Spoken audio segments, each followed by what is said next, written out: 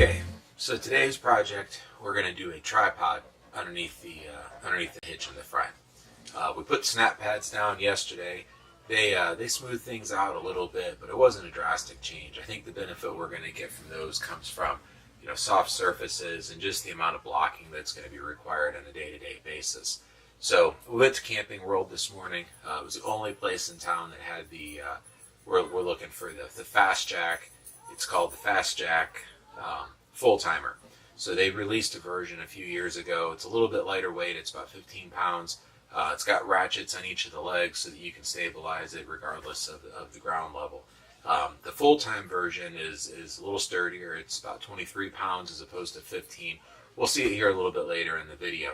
But just kind of wanted to give you a kind of a starting point. This is what it looks like. And it's totally weird. I know you're standing in the bathroom, look at me sitting on the bed. But I was trying to think of the best way to kind of show you the movement of the RV and what I'm hoping to do away with. So as you'll see, our towels are hanging here on the wall. That's one of the things that's really easy to notice when you're sitting in here contemplating life and somebody's walking around or doing laundry and you see those things swaying back and forth. It just reminds you that you're not in a house. So I figured this would be a good scientific approach to say, hey, here's what it looks like before we put the tripod on. We'll set that guy up and then come back in and see what it looks like afterwards. So give me a minute. What I'm going to do is I'm going to walk around the bedroom a little bit. This is up where we're front bedroom. So I'll walk around the bedroom a little bit, move around. Hopefully it's going to show up on the video kind of how much the towels and stuff are moving. Then we'll go outside, we'll put the jack under it, and then we'll come back in and we'll give it a shot again. We'll see if it made any difference.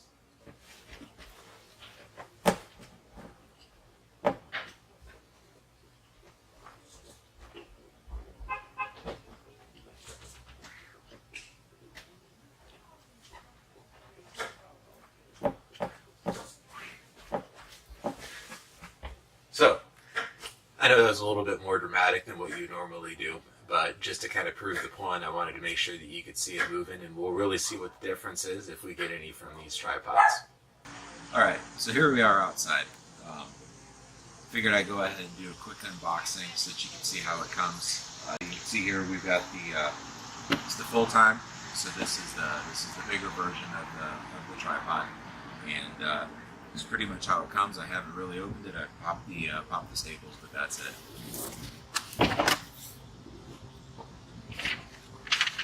So here in the box, safety first. It's always important. Comes with a lock. This is what's going to attach it and make sure it doesn't come off the hitch pin.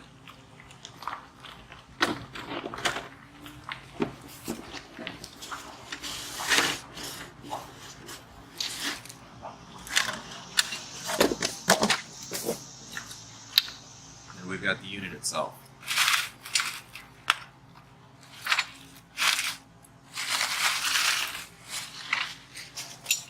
On this end we have the feet with the jacks, or with the ratchets that we'll get working over on the other side. And on this end, this is the part that's going to slide over our hitch pin. So with that little bit out of the way, and it's not really that heavy, so with that little bit out of the way, we'll head to the other end of the trailer. We'll go ahead and get it set up, get it adjusted, see how it works. Alright, here we are at the business end of the trailer. We're going to go ahead and do the install. First thing we're going to do is we're going to go ahead and open up the lock that comes with it. And we'll use my Benchmade, really nice knife. I really like this. Light, fits in the pocket easy, very sharp, just really nice to carry with you.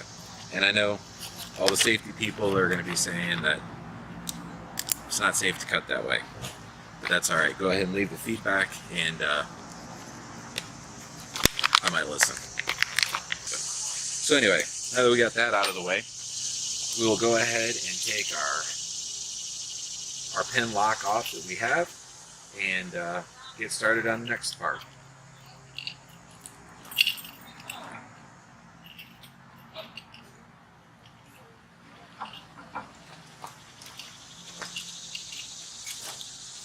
And this is a nice little lock that we got. Just got it off Amazon. It was like 25 bucks. Don't even remember what brand it was, but there's a bunch of them out there. This one just looked nicest of all of them. So the first step is to take that opening there, we're going to slide that over the hitch pin.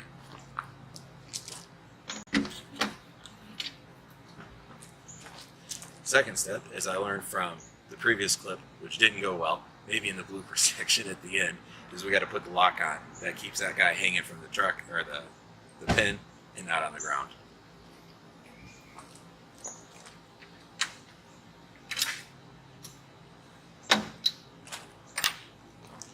Now that it's locked on, it's not going to fall off. Good and secure. Nobody can steal it. Next thing we're going to do is we're going to go ahead and get the legs spread apart on it. I'm going to put it so that the third leg points back towards the RV. Honestly, it's probably a little bit more stable to put it forward because it's going to give you a whole lot more span of the RV. But since I have to park right up close and I don't have much space, I'm going to go ahead and do it the other way around.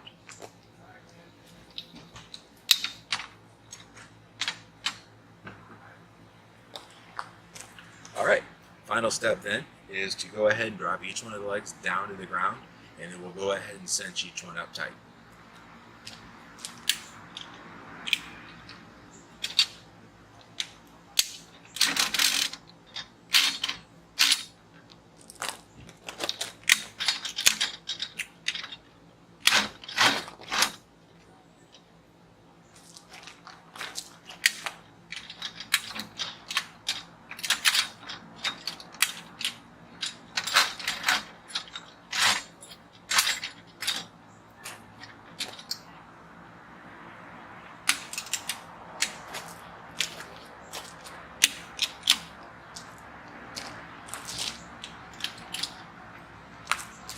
Alright, I've got them all squared up pretty good. It looks pretty square.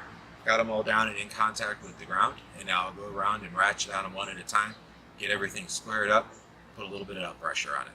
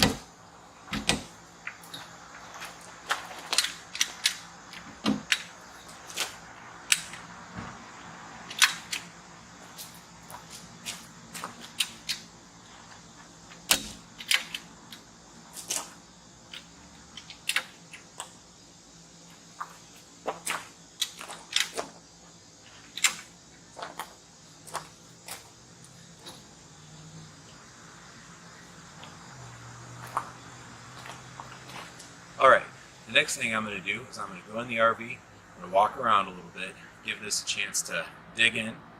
We'll come out and recheck the tension. Okay, so I went in, walked around, tried to dig it in, get some motion in it. We'll see if these things slipped at all. We'll go ahead and put some last tension on. We'll get the ratchets pulled up in the locked position, and then we'll go and see how it improved it.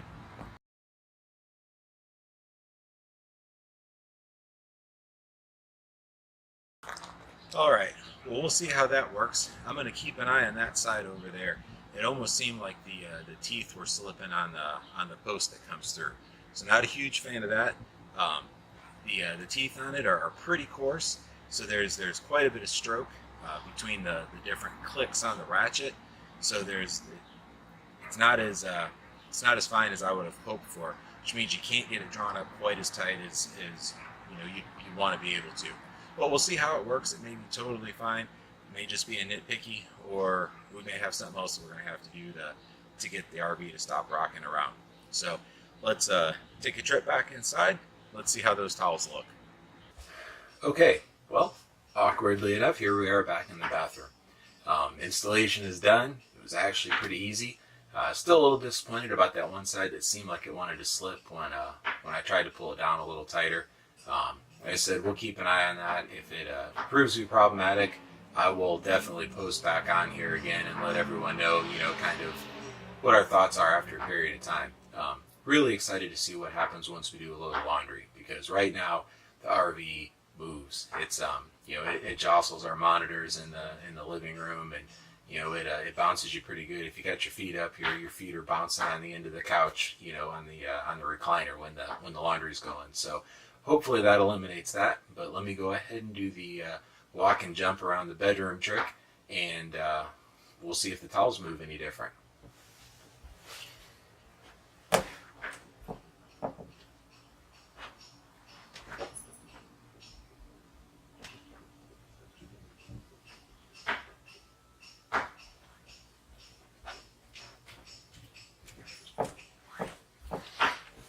Alright, well, I'll know more when I edit the video how the towels looked for you guys.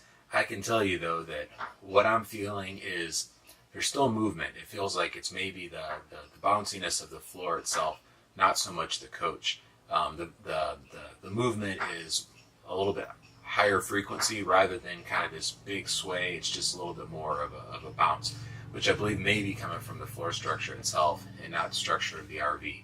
So we'll use this for a few days, and we'll probably do a couple month follow-up after we've had a chance to use it.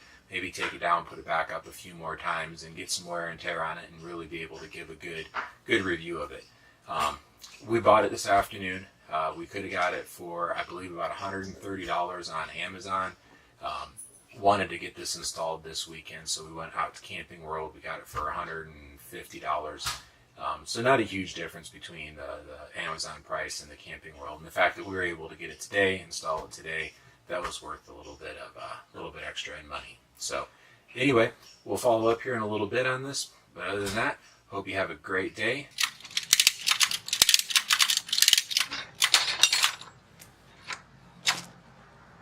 Forgot one thing. We got to put the lock on.